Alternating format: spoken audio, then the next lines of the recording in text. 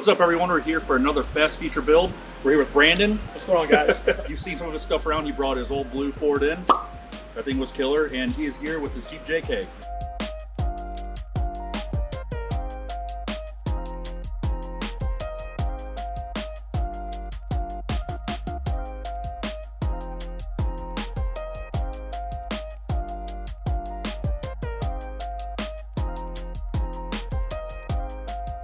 This thing has been built with all parts that we've supplied for it. Many shop nights, he built everything on his own. This dude turns wrenches, he's a gearhead, comes up, hangs out all the time. So let's dive into this thing. So Brandon, obviously Jeep JK, how would you tell us a little bit about what this is? Yeah, so it's a JKU, it's 2007. I bought it, it was bone stock, had the factory axles underneath it, and it just wouldn't satisfy me. I know everything I own, I put big tires on, and the factory parts just wouldn't last. So I reached out to Michael, and then I found a set of Super Duty axles. They're out of an 05 F350. Got a Dana 60 front, Sterling 10.5 rear. Michael helped me tear these things all the way down to pretty much just bare tubes and differential housing. We stuck on some Moto-Built gussets front and rear. So this thing is very well built, very solid, stout drivetrain, has 538s with an ARB front and rear on this. 1550 shafts. He's running the reed knuckles with the aluminum steering kit on it. This setup has the PSC steering box with the hydro assist. And that was probably one of the simplest things I put on this Jeep. That was pretty much unbolt the factory stuff and bolt on the PSC kit. They do an incredible job of making everything streamlined and simple for pretty much anyone with some sort of mechanical ability. You can do it pretty easily. So obviously what stands out when you look at this thing is the finish on it.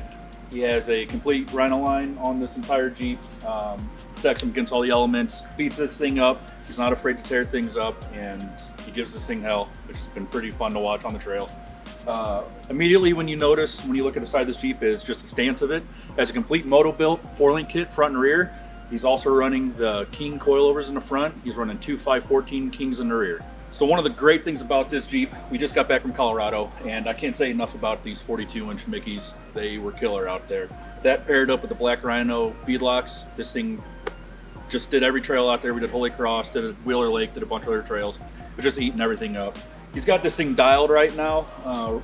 The limit straps and the bump stops are set up on it perfect for whenever he's articulating through the trails. He's not rubbing, not tearing up all his fenders and everything. And another cool thing about this Jeep is he actually built everything on it. So he built the control arms on his own, everything. Brandon, tell us about these control arms. Yeah, these control arms are actually, there's the rear or the lower control arms are all sleeved, 1/4 inch wall. So the lower control arms are 1/2 inch thick.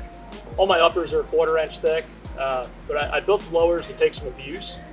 These things constantly get bounced off rocks and logs. And I just didn't want to run the risk of denting one of these or bending one, so I probably built them overkill, but they've got Johnny joints on each end, and they perform flawlessly. The articulation and the flex is amazing. So a lot of people will build these things and they don't really think about the interior on them. Brandon put some thought in this with some safety features. He is hauling his family in there, just like I am. Hauling my family, not Brandon's family. But he actually has car seats in the back because he takes the whole family with him on the trails, which is awesome with our family trips. He's running a full cage in there with a PRP disconnect steering wheel. Brandon, tell us about this cage. Yeah, this cage is pretty simple. It ties into the A, B, and C pillar like most of these JK cages. Still some work to do. I'd like to tie it into the frame over time here. But I had a company in Marthasville build it for me. It was kind of an R&D cage. They did an exceptional job. So we're running the Super Duty axle swap on these things. I dove into it a video or so ago. Some of the things that you run into with the Sterling 10.5 on the rear of these is hitting the factory fuel tank. This Jeep does not have an aftermarket fuel cell in it. He's actually running a TJ tank. Brandon, what all did you have to do to get that to fit? So it was kind of tricky. On this Jeep, I stretched the wheelbase about 4 inches in total, about 1.5 inches up front and 2.5 in the rear. Moving the front axle forward helped out a lot with my track bar. I have a track bar relocation on the frame side, just helped to line everything up a little bit better. It drives great. My approach angle is awesome. My departure angle is much better now, but me moving the rear axle as far back as I did, most aftermarket fuel cells would not work with the Sterling 10.5 just because the diff cover is so big and bulky, when that thing tries to flex up, it just interferes with the factory or the aftermarket tanks. So I actually took a TJ tank out of a 01 Wrangler, I believe, and the skid plate, and cut it up and modified it myself and made everything work, and used a heat gun and pushed in on the tank, and did that on a budget conscious build, I guess you could say, but it works flawlessly.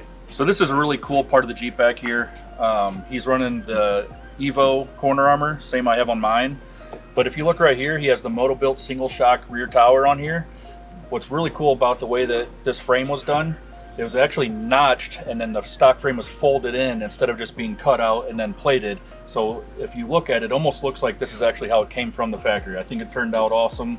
I kind of wish I would have done that on mine. Mine, I just fully, Frenched it in and then had to get plate and weld it all in there.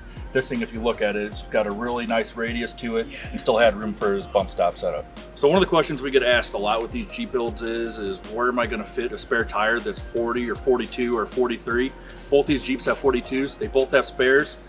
If you're wondering, the Jeep JK rear cargo area can fit a 42 flat, and you can fit a 42 standing up. Slight modifications, nothing crazy, but we were able to get it to work. So we get a lot of questions about the power plants in these things. To be honest with you, they look a lot cooler than they perform motor-wise. This one's running a stock 3.6, that has a stock 3.8. This is an auto, that's a manual. We have lots of questions about what we're gonna do for the future for power plant. I'd imagine the next plan for these is gonna be a couple LS engines, maybe some V8 stuff going on. Brandon's tossed around the idea of maybe some diesel stuff, perhaps, but Possibly. I don't know. He had old YJ with a old 4BT in there, and that thing was pretty cool. But I don't know. Not sure about the plans for the future yet. Kind of tired of working on these right now.